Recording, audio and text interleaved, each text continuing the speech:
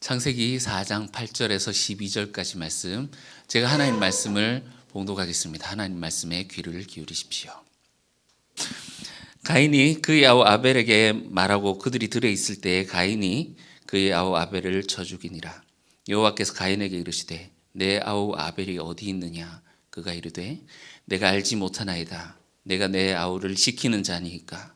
이르시되 내가 무엇을 하였느냐? 내 아우의 핏소리가 땅에서부터 내게 호소하느니라. 땅이 그 입을 벌려 내 손으로부터 내 아우의 피를 받았은즉 내가 땅에서 저주를 받으리니 내가 밭을 갈아도 땅이 다시는 그 효력을 내게 주지 아니할 것이요 너는 땅에서 피하며 유리하는 자가 되리라. 아멘. 이것은 하나님 말씀입니다. 하나님께서 오늘 이 말씀을 통하여서 우리에게 은혜 베풀어 주시기를 원합니다.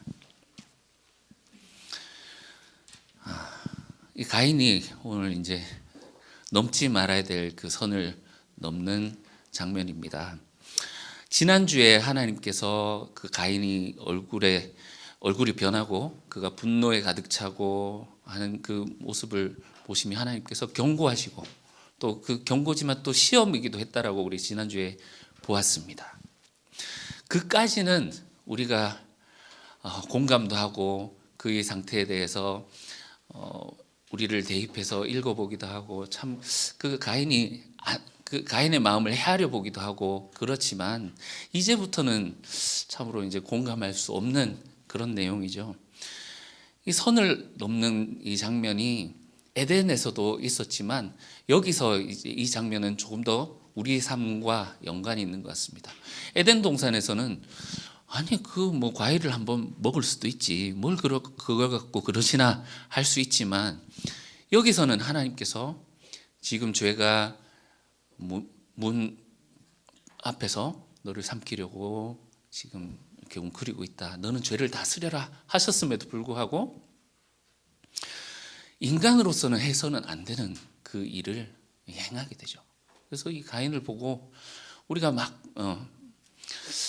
욕을 하지 않습니까? 욕을 하는 이유가 인간으로서 공감하고 지지해 줄 수 있는 그 선을 넘었기 때문에 그렇습니다. 이어지는 스토리 자체는 간단합니다. 그래서 하나님께서 그에게 저주를 하시고 그가 쫓겨나고 하는데 연결되는 그 부분이 굉장히 어려운 부분이 있습니다. 15절에 보시면 하나님께 이 가인이 사람들이 죽일까 두렵습니다 하니까 그에게 그렇지 않다. 그 표를 주셔서 가인을 죽이는 자에게 내가 7배로 벌을 하겠다 이렇게 약속을 하시는 그 장면이 가인을 마치 이제 보호해주고 옹호하시는 듯한 그런 모습을 보이기 때문이죠. 근데 이 부분이 굉장히 어렵기 때문에 그냥 휙 지나가면서 보는 것이 아니라 우리 오늘 12절에서 말씀을 끊었습니다. 그리고 오늘 이 본문도 사실은 이제 자세히 뜯어보면 굉장히 충격적인 그 장면을 우리가 볼 수 있기 때문에 오늘 이제 8절에서 12절까지 오늘 이제 보게 되겠습니다. 지난주에 하나님께서 그에게 경고를 하셨는데 가인이 대답이 없어요. 그거에 대해서 가타부타 대답이 없습니다. 외면한 것이겠죠? 가인이 그의 아우 8절에 아벨에게 말하고 이렇게 했는데 3 해가지고 나눠주 밑에 보시면 고대 역본들에 의하면 우리가 들로 나가자라고 되어 있음 적혀 있죠. 밑에 보시면 적혀 있지 않습니까? 그러니까 여기는 우리 보시는 이 성경 원문에는 가인이 아벨에게 말하고 뭐라고 말했는지는 나와 있지 않은데 고대 역본들을 보니까 우리가 들로 나가자 이렇게 이야기를 하는 부분들이 있더라는 겁니다. 여러분 들 하면 이게 광야거든요. 사막과 같은 그 광야를 얘기를 하는데 들 하면 우리가 여러분 어떤 이미지가 있습니까? 별로 없으시죠? 그 당시 사람들에게는 이것이 우리 그 성경을 읽을 때 바다 하면 그 이미지가 우리에게 없었지만 우리가 이 본문들을 보고 하다 보니 바다 하니까 악이 모여 있는 곳이구나 하는 그 이미지가 우리에게 이제는 있지 않습니까? 그것처럼 이 이스라엘 사람들에게는 바다도 악이 거하는 그런 장소이지만 광야에는요 괴물들이 출현하는 아주 들 또한 그 바다와 같이 이 악령들이 살고 악귀들이 사는 그런 아주 무서운 곳으로 여겼습니다. 자, 우리가 들로 나아가자. 벌써 불길한 그 느낌이 드시죠? 이 광야라는 곳이 이 사람이 살고 있는 이 밭과 달리 어떤 곳입니까? 아무리 소리를 질러도 사람 살려 소리를 질러도 아무도 들을 수 없는 곳, 도와줄 수 있는 사람이 아무도 없는 곳. 그러니까 또 가인이 많은 준비를 했는 것으로 보입니다. 막상 본문 자체는 굉장히 간단하게 심플하게 전해주고 있지만 광야에서 동생을 죽일 계획을 하고 그 시신을 처리하고 피를 처리하고 할 그 계획을 미리 사전에 많은 준비를 한 것으로 보입니다. 또 이 들이란 곳이 어떤 곳입니까? 가인은 농부로서 밭에서 밭을 경작하지만 이 아벨은 양을 치는 목자로서 여기저기를 유리하고 다니는 이 들이란 곳은 아벨의 일터이지요. 우리가 들로 나가자라는 말은 그 얼굴을 싹 갈아 끼우고 그죠? 그 지금 속으로는 그를 죽이려는 모든 계획을 다 세워놓고 야 축하한다 너 하나님으로부터 축복을 받았다며 어떻게 잘 되고 있는지 한번 가보자 하면서 들로 나가자 막 웃으면서 한번 보여줘 하면서 그렇게 끌고 갔을지도 모르겠습니다. 그 더러운 마음을 숨기고 굉장히 거짓 웃음을 지으면서 그렇게 했을지도 모르겠습니다. 8절의 그 장면에 대한 가인이 동생 아벨을 죽이는 그 장면에 대한 묘사가 굉장히 심플하게 나와 있죠. 그들이 들에 있을 때 가인이 그의 아우 아벨을 죽이니라.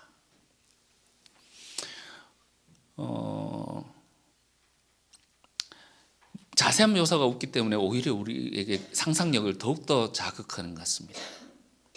돌로 쳐 죽였을까? 아니면 주먹으로 때렸을까? 얼마나 때렸을까? 이 들로 나가자 하면서 처음에 좋은 말로 했다가 갑자기 이제 그의 표정이 탁 돌변할 때 그 소름 돋는 그 장면도 우리가 상상해 볼 수 있습니다. 그리고 이렇게 단순하게 묘사를 하니 이 허무감이 우리에게 또 더욱더 크게 다가오는 것 같습니다. 그 아벨의 이름이 허무함이었던 것처럼 이 죄의 결과가 어떤 것인지를 단적으로 보여주는 거죠. 아담과 하와가 동산에서 하나님이 먹지 말라고 하신 그 과실을 먹게 된 그 죄의 결과로 그들이 서로가 서로에게 당신이 주신 저 여자 하면서 뱀이 하면서 그 모든 책임을 전가했었던 그 일들이 이제 더 커져서 그것이 더욱더 극단적으로 형제를 살해하게 되는 일로 이렇게 이루어지는 것을 볼 수 있습니다. 아닌 게 아니라 오늘 본문 안에서 아우라는 말이 6번이나 나오고 있습니다. 8절부터 보시면 그의 아우 아벨에게, 그리고 가인이 그의 아우 아벨을 쳐 죽이니라. 9절 하나님이 내 아우 아벨이 어디 있느냐? 가인이 또 얘기합니다. 내가 내 아우를 지키는 자입니까? 11절 그죠? 내 아우의 피를 땅이 받았다 얘기를 하고 4장 2절에서 또 가인의 아우 아벨을 낳았는데 하면서 보니 이 4장 안에서 이 아우라는 말을 7번이나 강조하고 있고, 특히나 오늘 본문에서 아우라는 말을 여러 번이나 이렇게 쓰면서 그 관계가 어떻게 파괴되고 어떻게 하나님이 이것을 소중하게 여기시는 것이 이제 파괴되고 있는지 그것을 보여주고 있습니다. 하나님이 출현하시죠. 아담의 때와 마찬가지로 아담이 선과 악을 알게 하는 나무 열매를 먹었을 때 하나님이 아담아 내가 어디 있느냐 하셨던 것처럼 하나님이 나타나셔서 내 아우 아벨이 어디 있느냐 하고 물으십니다. 가인이 대답합니다. 내가 알지 못합니다. 내가 아우를 지키는 자입니까? 여러분 이제 보니까 아담은 순진했구나 하는 것을 우리가 볼 수 있죠. 하나님이 아담아 내가 어디 있느냐 하니까 하나님 내가 하나님 두려워서 숨었습니다. 하나님 두려워할 줄 알잖아요 최소한. 근데 이 가인의 대답을 보십시오.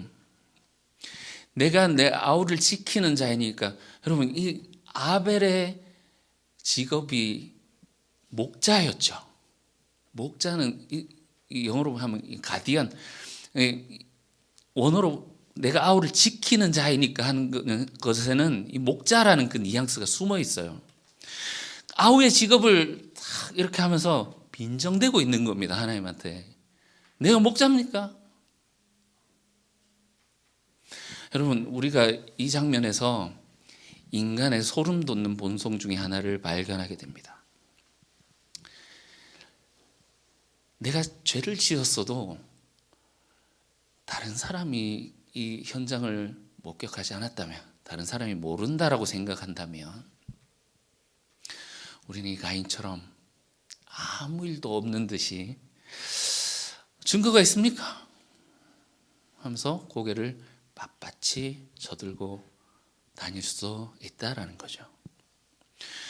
우리의 삶의 뚜껑을 열어보면 그 썩고 있는 더러운 것들이 너무나도 많지만 우리의 겉모습은 괜찮은 옷을 입고 근사한 웃음을 지으며 다른 사람에게 다른 사람과 손을 내밀고 악수하고 아주 나이스한 사람으로 살아가죠.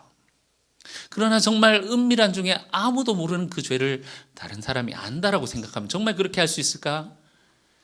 그러나 보는 사람이 없고 아는 사람이 없다면 우리는 정말 아무렇지도 않은 척 그렇게 살아갈 수도 있다라는 거죠. 가인이 말합니다. 내가 내 아우를 지키는 자입니까? 동생 아벨을 살해하고 그 현장의 모든 것을 정리했을 것입니다. 시신도 아마 땅에 파묻고 그 피가 묻은 것도 다 이렇게 쓸고 해서 현장의 모든 증거를 없앴을 것입니다. 시치미를 뚝 떼는 거죠. 내가 알지 못합니다. 내가 안 그런데요? 라고 말하는 거죠. 여러분 세상에는 이렇듯 많은 일들이 묻히곤 합니다. 이런 말이 있죠. 낱말은 새가 듣고 반말은 쥐가 듣는다. 근데 새들도 가끔 피곤할 때가 있어요. 쥐들도 가끔 졸 때가 있어요. 못 듣고 묻히는 일들이 많다라는 거죠. 그러나 하나님도 모를걸? 이거는 오산이라는 겁니다. 우리가 아무리 증거를 인멸해서 과학수사대가 와도 못 찾을 정도로 증거를 인멸할 수는 있어도 그러나 하나님의 눈은 피할 수 없다라는 겁니다. 하나님이 그를 신문하신 이후에 재판 모드로 또 재판장의 모습으로 검사의 모습으로 하나님 또 바뀌십니다. 가인의 입장에서는 모든 증거를 인멸하고 시신 처리를 완벽하게 끝냈을지 모르지만 하나님 말씀하시죠. 네가 무슨 짓을 저질렀느냐? 지금 네가 무슨 짓을 저질렀느냐? 증인이 재판장에게 고소한 고발장을 하나님이 들고 가인을 신문하십니다. 내 아우의 핏소리가 땅에서부터 내게 호소하느니라. 네가 시치미를 뚝 떼고 나는 그런 짓 안 했는데요. 증거 있습니까?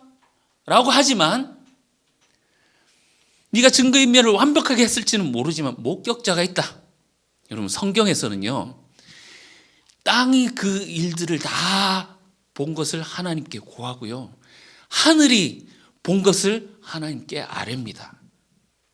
여러분, 우리 중에 땅과 하늘을 떠나서 사는 사람이 있을 수 있습니까? 이 성경에서는 하늘이 증인이 되고 땅이 증인이 되어서 하나님께 모든 일을 아뢰는다라는 거죠. 여러분, 앞에서 가인이 막상 그 동생 아벨을 살해할 때 그 장면은 굉장히 무심하게 그냥 한마디로 동생 아벨을 쳐 죽이니라 이렇게 지나갔지만, 거기서 그 아벨이 질렀을 법한 그 마지막 비명소리, 땅이 간직하고 있다가 하나님께 들려주는 거죠. 하나님이 재판장에서 증거 1호 영상을 들어라, 그 아벨의 마지막 비명소리를, 땅이 간직하고 있던 그 소리를 지금 들려주는 것 같습니다.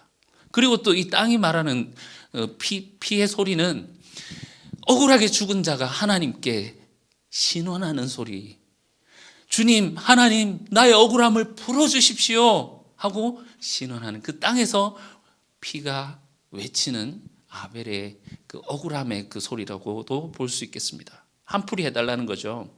여러분, 하나님이 가장 소중하게 여기시는 것이 어떤 것인지 우리는 성경을 통해서 보게 됩니다.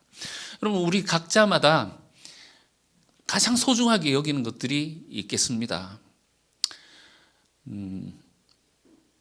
그 유튜브를 보다 보니까 그런 게 있더라고요. 그러니까 어렸을 때는 가지지 못했던 것, 이제 크니까 크고 이제 내가 돈을 벌게 되니까 내가 못했던 걸 하게 되는 거죠. 그러니까 어렸을 때 건담을 너무 갖고 싶었는데 그 프라모델 가지고 조립하고, 그럼 생각보다 굉장히 비싸거든요.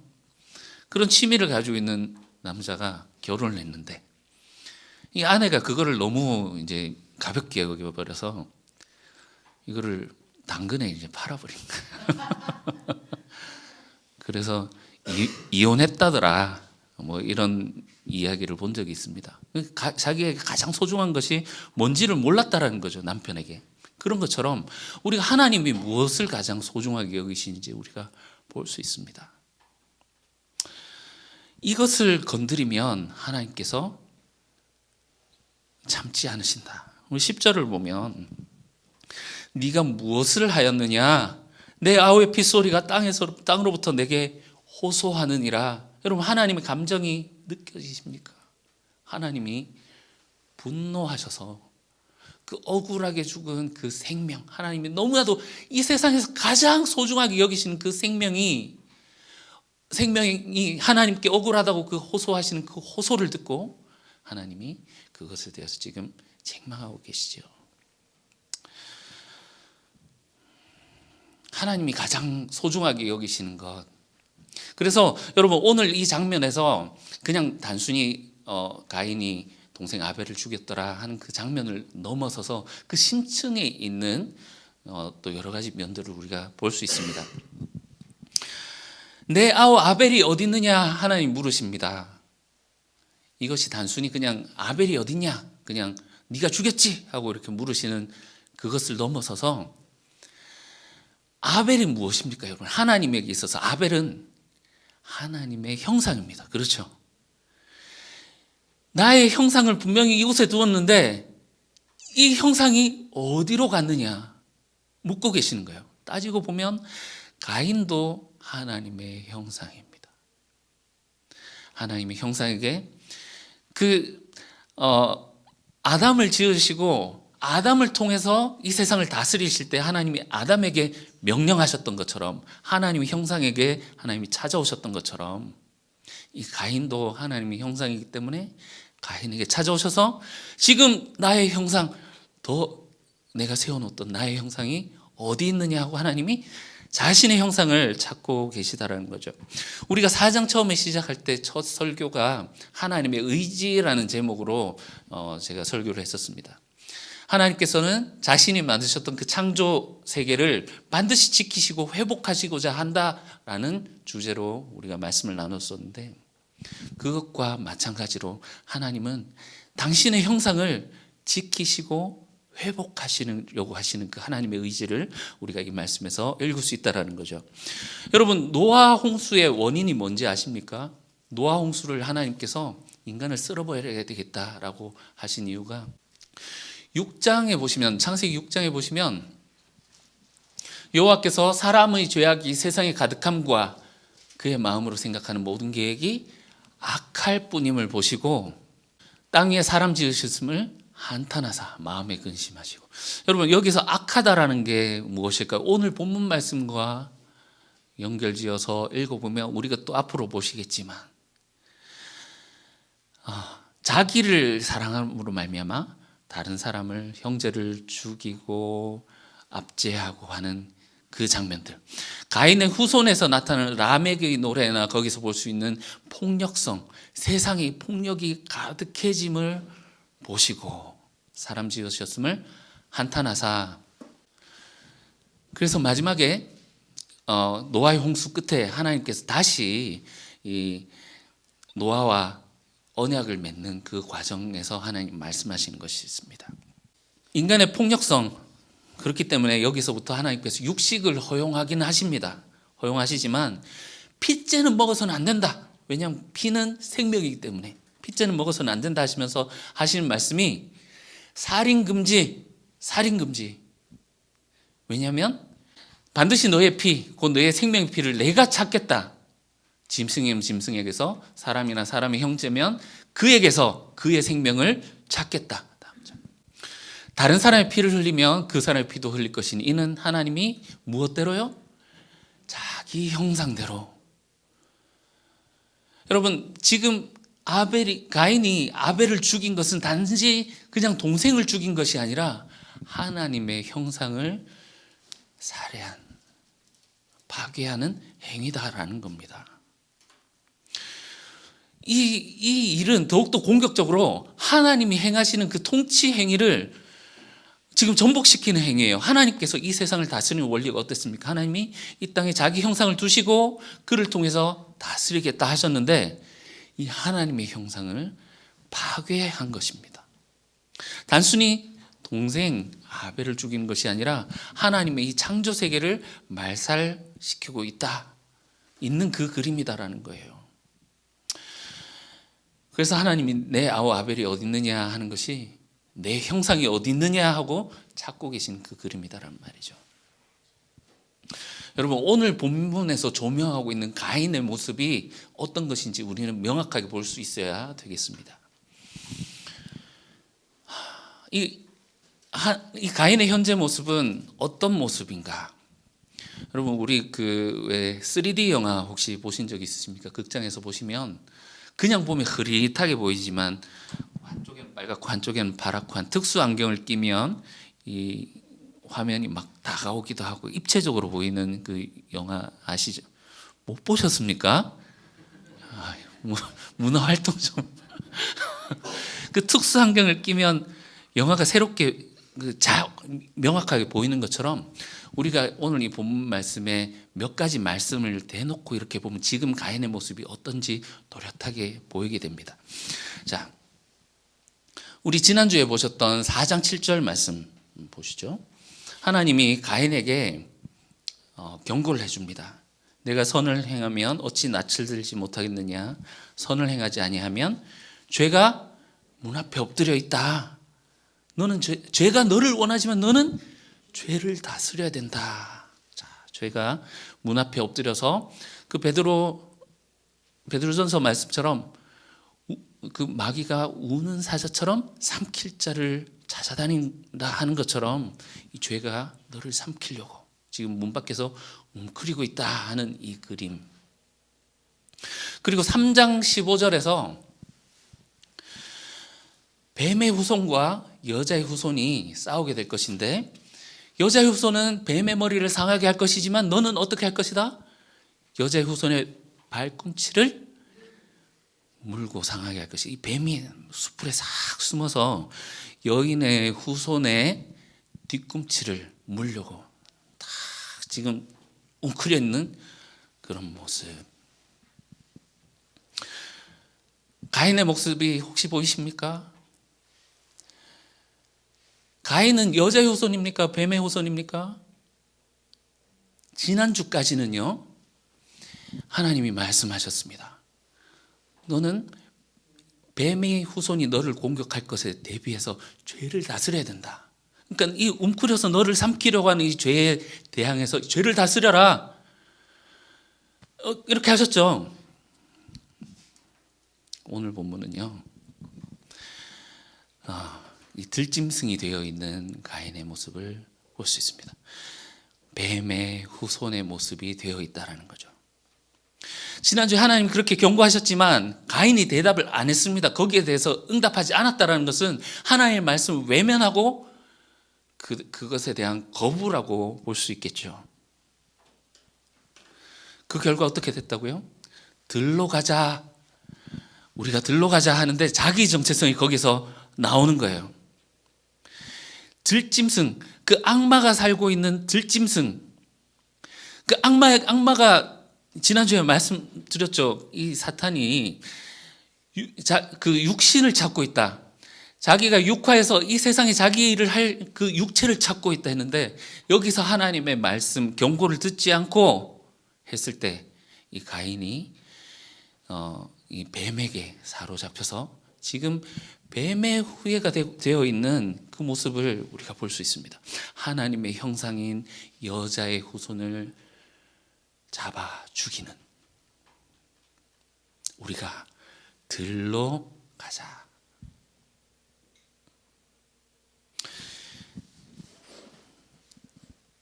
이 가인의 살인은 하나님의 형상을 파괴하는 것이기도 했지만, 또한 나는 하나님의 형상이 되고 싶지 않다, 하나님의 형상이고자 하지 않는다라고 하는 어떤 그것에 대한 부정이기도 하겠습니다.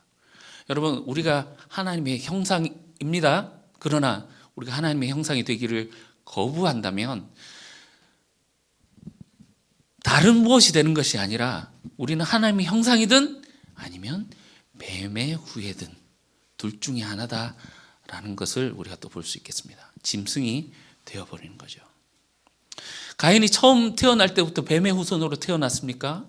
우리가 정성 들여서 4장 1절부터 우리가 봤을 때 얼마나 그 부모로부터 기대를 받고 그 사랑을 받으면서 여인의 후손으로, 그래서 그 하와가 하나님을 찬양하고 막 그렇게 경외에 찬 그런 장면을 우리가 보았지 않습니까?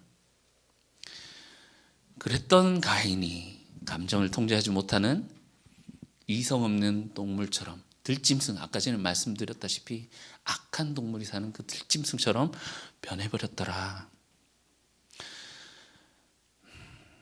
하나님의 형상으로 출발했던 이 가인이 결국 하나님의 형상을 노리는 뱀의 후손이 되었더라라는 것을 우리가 볼 수 있습니다.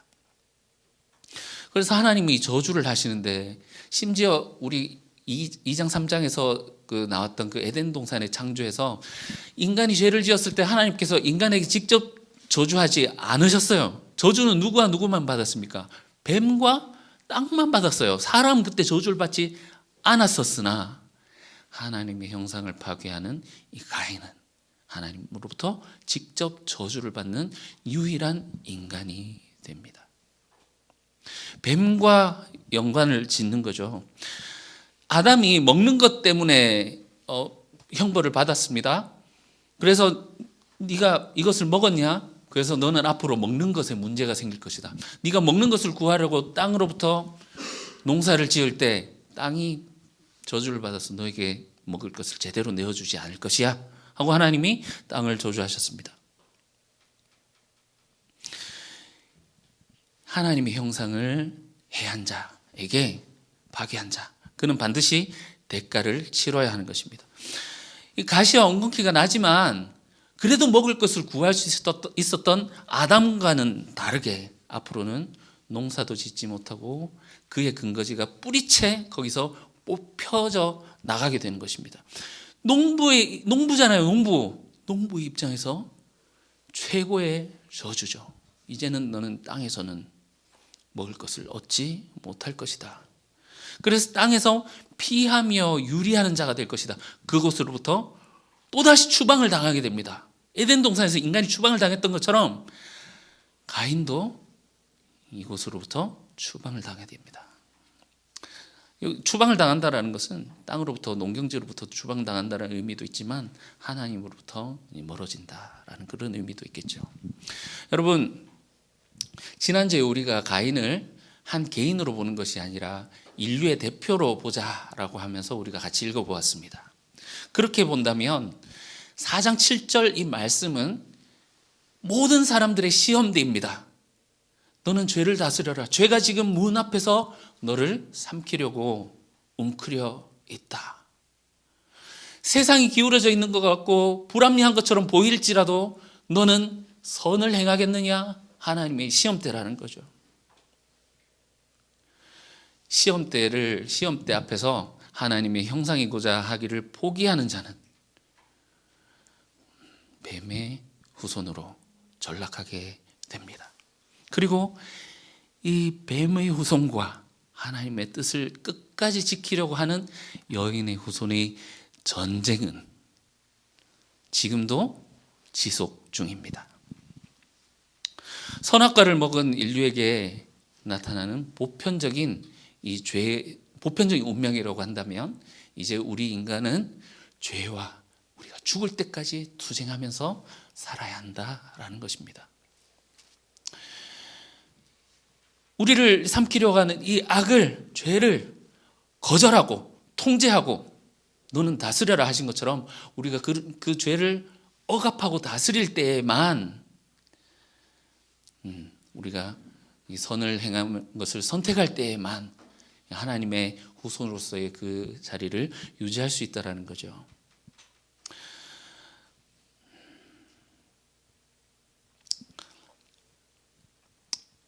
그래서 오늘 본문은 하나님의 이 말씀을 7절의 이 말씀을 외면하고 대답하지 아니하고 외면한 사람들의 그 모습이 어떻게 되는가 그 궁극적으로 그 그림을 우리에게 보여주는 것입니다. 죄가 문 앞에서 엎드려서 지금 삼키려고 있는데 죄를 다스려야 하는데 이제 하나님 말씀을 듣고 하나님 뜻대로 행하는 것이 아니라 죄에게 굴복하여서 그 죄가 유혹하는 것대로 형제를 살해하게 되는 그 장면으로 넘어가는 거죠. 그래서 여러분 하나님이 죄를 다스리기 위해서는 선을 행하라고 하셨습니다. 선을 행한다라는 것이 단순히 우리가 윤리적으로 도덕적으로 행하는 그런 착한 일 이런 것을 말하는 그것을 넘어서는 의미가 있습니다. 선을 행한다라는 것은 이 세상이 어떤 것인지를 알고 그래서 하나님이 창조하신 이 세상의 질서를 깨닫고 하나님이 인간에게 부여하신 질서가 이렇게 하라고 하신 것이구나라는 것을 보고 그래서 세상을 경작하고 지키라 하신 그 하나님 말씀을 보고 이 세상을 점점 더 아름다운 세상으로 하나님이 처음 창조하셨던 그 질서의 모습대로 돌이키려고 하는 것 이것이 하나님 보시기에 좋은 것이고 선을 행하는 것이라는 거죠. 하나님의 형상으로서 하나님의 대리자로서 이 땅을 하나님의 통치 방식으로 다스리며 살아가는 것 그것이 선을 행함이겠습니다.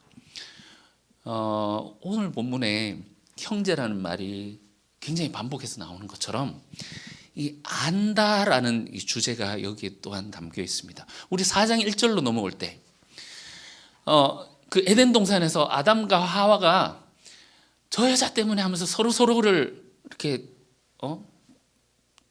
그 핑계를 대며 자신의 그 무고함을 주장하면서 다른 사람을 짓밟아서 자신의 무고함을 증명하려고 하면서 관계가 깨어졌었잖아요. 그런데 4장 1절에 아담이 아내와 동침하면 이렇게 나와 있지만 안다라는 단어로 써 있다 그랬죠.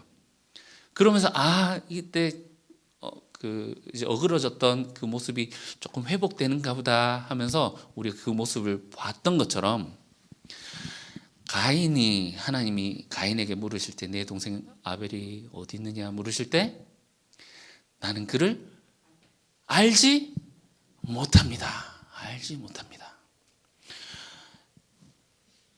이 안다라는 것은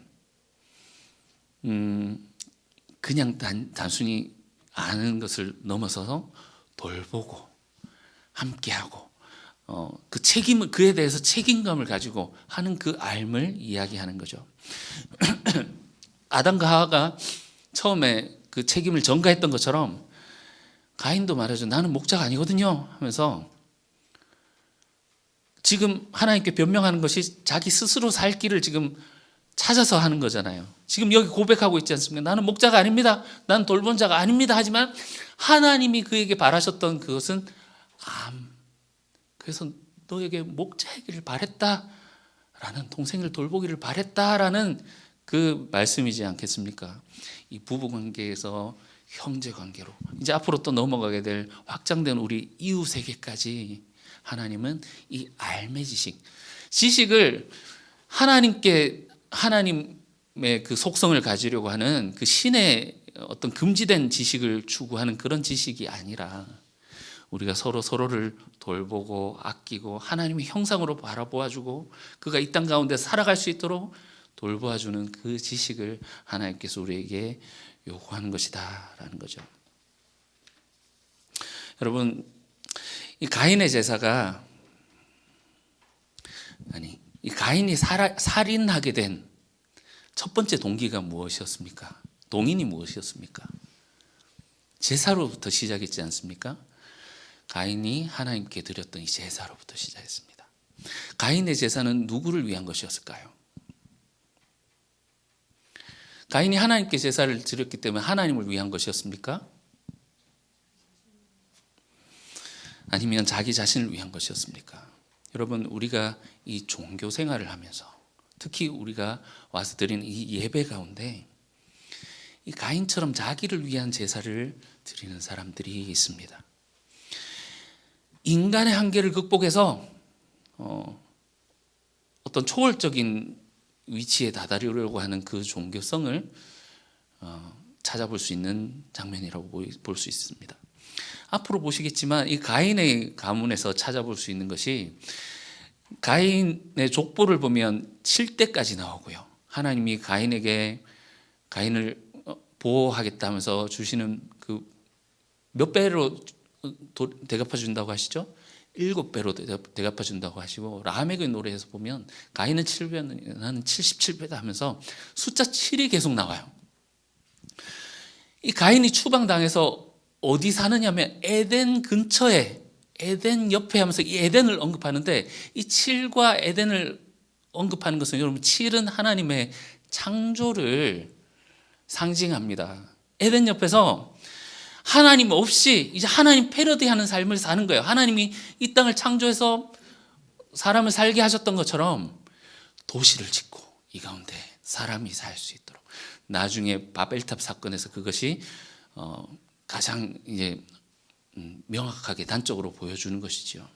우리가 하나님처럼 높아지자, 하나님 없이도 살 수 있는 이 세상을 만들어서 자기들이 살려고 하는 이것을 보여줍니다. 이 허경영처럼 그 어떤 인간의 그 모습을 초월해서 막 그 그 공중부양하고 막 축지법, 내 눈을 바라봐 하면 이제 소원이 이루어질 거야 하면서, 그죠?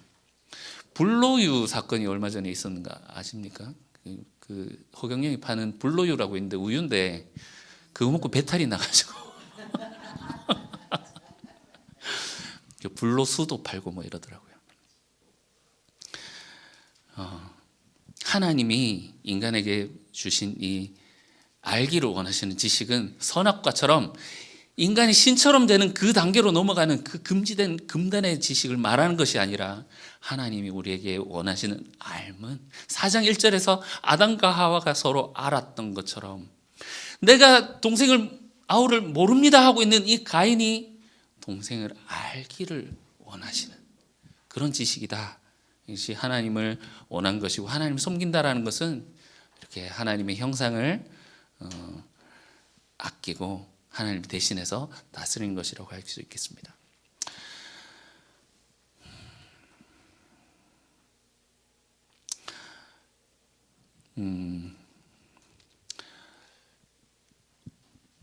오늘 이 말씀을 결론을 짓겠습니다.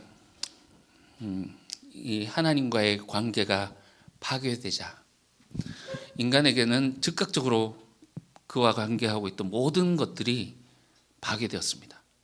하나님과의 관계가 파괴되자 사람과 사람과의 관계도 파괴되고, 또한 사람과 피조물의 관계도 파괴될 뿐더러 자기 자신과의 관계도 모두가 파괴된 것을 우리가 보았습니다. 그러나 하나님께서는 이 관계가 회복되어지고 다시 에덴 동산으로 돌아올 수 있는 길을 우리에게 열어주십니다. 죄가 들어온 이후로 죄가 너희를 삼키려고 하지만 너희는 죄를 제어하고 선을 행함으로 말미암아 그 죄를 제어하라. 이것이 부부관계에서 이제 형제관계로, 앞으로 우리 이웃에게로 이 모든 관계가 확장되게 될 것입니다. 그러나 우리가 서로를 보게 될 때, 그러하기 때문에 우리가 서로를 그냥 우리가 살아왔던 것처럼 그냥 이 가인이 아벨을 볼 때 이 동생을 어떤 눈으로 보았습니까? 아벨 저건 내가 죽여도 되는 놈이고 내가 제거해도 되는 놈이고 내 밑에 있는 놈, 그냥 이렇게 봐왔기 때문에 그를 죽인 것이지 않습니까? 그러나 우리가 서로를 하나님의 형상으로 돌아볼 수 있으면 좋겠습니다. 지금까지 나만 위해서 살아가던 삶, 신앙조차도 나를 위해서 나를 섬기던 신앙생활, 하나님 내 소원을 들어주십시오, 내가 이것을 원하니 하나님 이거 들어주셔야 됩니다 하고 있었던 삶에 하나님이 찾아오십니다. 그리고 물으십니다. 내 아우 아벨이 어디 있느냐? 여러분, 우리가 돌봐야 될 사람들이 누구냐? 주님 물으시지만 그 주님의 질문 앞에 나는 알지 못합니다. 내가 다른 사람들을 지키는 자입니까? 하고 대답하고 있지는 않습니까? 가인처럼 우리가 살인하지는 않았다라고 할지라도 우리가 하나님의 형상이 되고자 하는 그 선을 행하는 것을 적극적으로 행하지 않을 때 우리는 뱀의 후손으로 전락할 수 있습니다. 오늘날 많은 교회에서 신앙의 목표가 하나님의 형상으로 살아가는 그것을 말하는 것이 아니라 재정적인 축복을 받는 것으로 변질되어 있는 교회들이 많이 있습니다. 믿음이 크면 하나님이 축복을 주신다. 신앙생활 잘하면 하나님이 부를 주시고 성공을 주신다. 이 신앙생활을 자기의 욕망을 이루기 위한 도구로 사용하는 것이 아니라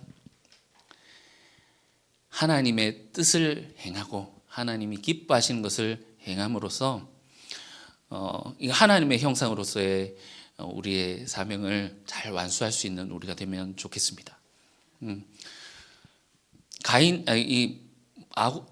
야곱이 에서를 만났을 때 형님을 보니까 하나님을 뵙는 것 같습니다.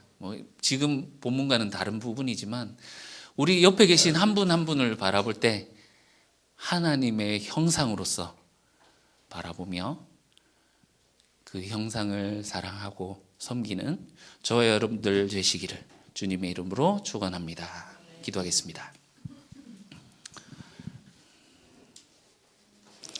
주님, 우리가 이 가인의 모습을 보며 지금까지 우리가 얼마나 가인과 우리의 모습을 이 가인의 모습 속에서 우리의 모습을 찾아보려 하지 않았는지, 그러나 이제 이 가인의 모습 가운데 보이는 우리의 모습을 보여주시니 주님 감사합니다. 우리가 이 뱀의 후손으로 가는 그 길 가운데에서 돌이키게 하시고 하나님의 형상으로서의 삶을 추구하며 선을 행하며 살아가는 저희들 되게 도와주시옵소서. 예수님 이름으로 기도합니다. 아멘.